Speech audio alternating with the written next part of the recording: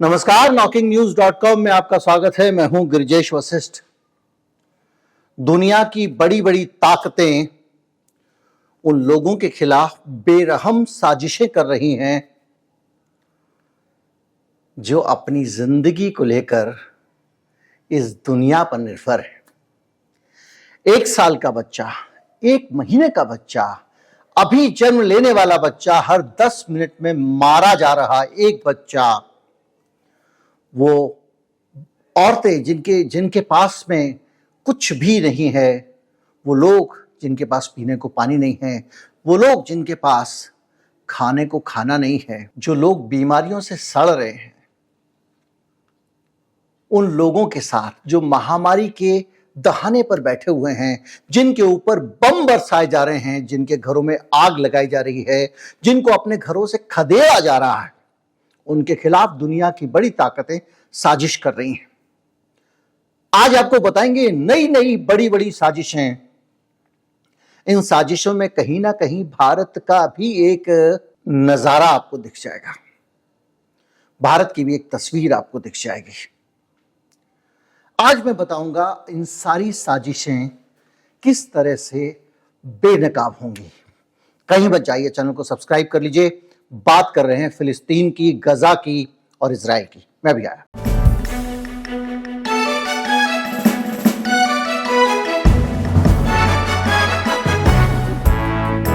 गजा में जो हो रहा है वो हो रहा है और वो हम सब जानते हैं क्या हो रहा है, लेकिन उसके खिलाफ, उसको रोकने के खिलाफ दुनिया में आवाजें न उठें।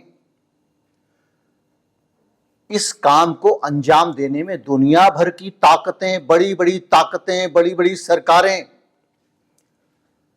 जी जान से जुटी हुई हैं। एक पब्लिकेशन है भारत का, उसने एक रिपोर्ट छापी है इंकलाब डेली के हवाले से, और इस रिपोर्ट में बताया गया है कि पुरानी दिल्ली के जो मस्जिदों के इमाम हैं, उनको एक आदेश भेजा गया है दिल्ली पुलिस की तरफ से, अमित शाह साहब के अधीन जो आती है, कि मस्जिदों में गजा के जो यतीम लोग हैं, गजा में जो लोग हैं जो इस वक्त जो केवल ऊपर वाले के भरोसे हैं, क्योंकि उनको मारने वाला लगातार मार रहा है और बचाने वाला हाहाकार मचा रहा है, चिल्ला रहा है, वो भी दुआएं ही कर रहा है।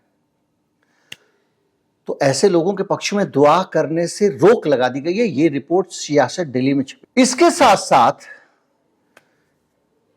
सिर्फ भारत में होता तो हम मान लेते कि अमित शाह साहब ने किया, मोदी जी की नफरत है, या भारत में कुछ हो रहा है, लेकिन ये पैटर्न पूरी दुनिया में दिखाई दे रहा है।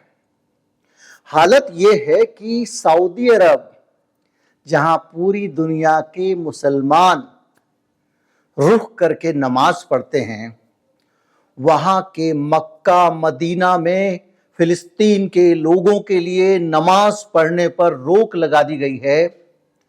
जो रिपोर्ट्स आ रही हैं उनके हिसाब से एक व्यक्ति वहां पर कुछ ऐसा पहना हुआ था जिससे उसको पहचान लिया गया कि वो फिलिस्तीन के पक्ष में इबादत कर रहा है। तो उस आदमी को वहां के जो फौज के लोग हैं, जो पुलिस के लोग हैं, उन्होंने पकड़ लिया, उसको जेल में ले जाकर रखा गया। उससे काफी पूछताछ की गई, कहां से आए हो, कैसे आए हो, क्यों आए हो। और हालत यह है कि जो टिपिकल फिलिस्तीनी प्रिंट वाला एक स्कार्फ होता है, जो यासर अराफात पहनते थे, चेक चेक चेक वाला, उस स्कार्फ को पहनने पर नजर रखी जा रही है कि कोई मक्का मदीना में वो स्कार्फ पहनकर दिखाई दे तो उसको पकड़ लेते हैं कि ये अब के और गजा के पक्ष में आवाज उठाएगा। ईरान, लंबे समय से ईरान बात करता है कि वो इसके साथ में है, फिलिस्तीन के साथ में है।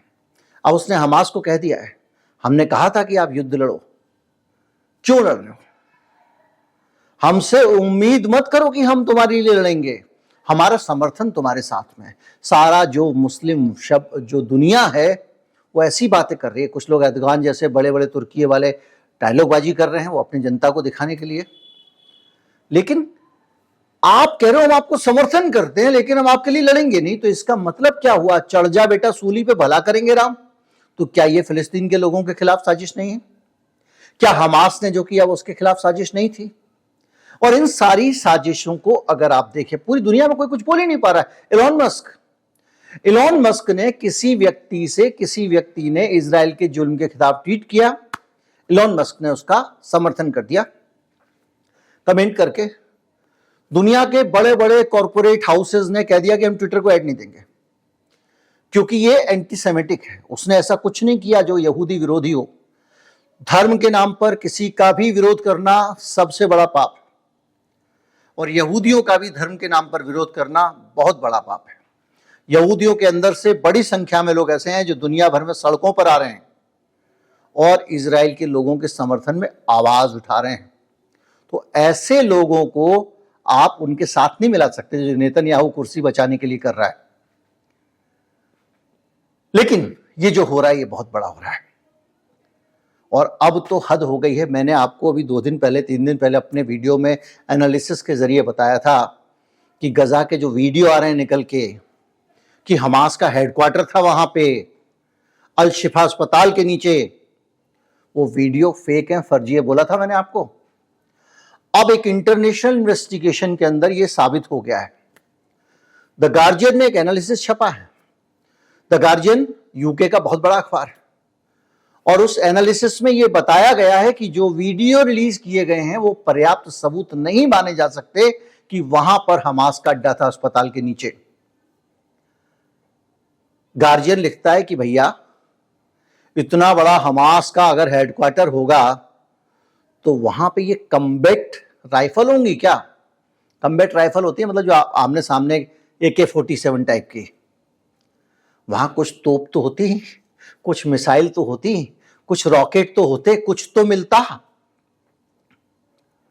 और अगर उसको लेकर हमास भाग गया भैया तो ये भी ले जाता 4 चिंदियां, और अगर वो रखा जाता कहीं ना कहीं कुछ ना कुछ तो मिलना चाहिए था, लेकिन नहीं मिला है। बीबीसी के एक्सपर्ट ने, अकॉर्डिंग टू गार्जियन, बीबीसी के एक्सपर्ट्स ने वहां पर मीडिया को ले जाकर जो वीडियो रिलीज किए हैं इजराइल की सरकार ने, मीडिया भी वही ले गए हैं अपने मतलब का, लेकिन जो वीडियो रिलीज किए हैं वो वीडियो डॉक्टर्ड वीडियो हैं, फेक वीडियो हैं, उनको एडिट किया गया है। ये भी लिख रहा है, यूके का अखबार लिख रहा है। इन सारी षड्यंत्रकारी शक्तियों के खिलाफ जमकर लिख रहा है। और जो वीडियो डॉक्टर था, इन्होंने कहा कि ये अनकट वीडियो है, लेकिन उस वीडियो को एडिट किया गया था बीच में से ही। ये बीबीसी के एक्सपर्ट ने बताओ। बीबीसी के एक्सपर्ट ने और बड़ी बात बताई, MRI मशीन वाले कमरे से जो AK-47 या दूसरी राइफल बरामद होने की बात कही जा रही थी, वो राइफल का जब बैग वहां से निकलता है तो उनकी संख्या 2 होती है और बाद में उसी वीडियो में वो संख्या 4 हो गई है। अब देखिए, जो दुनिया में खुलासा करेगा वो अपने सेफ गार्ड भी लेगा, भाषा में भी कुछ सोच समझकर बोलेगा ताकि कल के दिन कोई मुझे लपेट ना दे। तो जो सेफ गार्ड सामने आए हैं उसके मुताबिक गार्जियन अपनी भाषा में एक सुधार कर रहा है। गार्जियन कह रहा है कि हो सकता है वहां पे बड़े अड्डे हों, अभी बहुत कुछ बरामद हो, लेकिन अभी तक जो सामने आया है वो पर्याप्त सबूत नहीं है। यानी जो हमास का हेडक्वार्टर है अस्पताल के नीचे, ये कह के आपने जो हमला किया था वो झूठ था। आप सोचिए, दुनिया के सबसे बड़े हैवान की तस्वीर हमारे सामने आती जा रही है इस तरह की चीजों से। अब बड़ा मसला यह है कि भैया वो तो किसी की सुनता ही नहीं। संयुक्त राष्ट्र उसके सामने सिर्फ कानून बता रहा है, उसकी कोई मान नहीं रहा है। मानवाधिकार के दुनिया भर के कार्यकर्ता सड़कों पर उतरे हुए हैं, वो सुन नहीं रहा है, वो अपने हिसाब से काम कर रहा है। इंटरनेशनल कोर्ट ऑफ जस्टिस में मामला गया है, वो उसका मेंबर ही नहीं। तो फिर उसको किसका डर बैठा हुआ है, ये सब बात करने की क्या जरूरत है? तो जिनेवा कन्वेंशन का डर है इजराइल को, जिसके कारण इजराइल झूठ बोल रहा है, वरना वो झूठ भी नहीं बोलता। जिनेवा कन्वेंशन का उसको डर यह है कि अस्पताल के अंदर मिलिट्री ऑपरेशन करने के लिए बहुत ज्यादा एक्सेप्शनल, रेयर स्थितियां होनी चाहिए, और ऐसी स्थितियां जो कि मानवाधिकार के रक्षा के लिए बहुत जरूरी ना हो, तब तक आप अस्पताल में ऑपरेशन नहीं चला सकते जिनेवा कन्वेंशन के हिसाब से। युद्ध अपराध है। गार्जियन बता रहा है कि ये जो यहां इन्होंने ऑपरेशन चलाया है, इसको चलाने के लिए बहुत एक्सेप्शनल कंडीशन कैसी? किसी ने बंधक बना लिया हो, मरीजों को मार रहा हो, मरीजों की जान जा रही हो, ऐसी स्थिति में आप मिलिट्री ऑपरेशन कर सकते हो, कमांडो घुसा सकते हो। लेकिन ये नहीं कि आप घुस गए। अब घुस गए हैं तो आपको एक सीन बनाना है।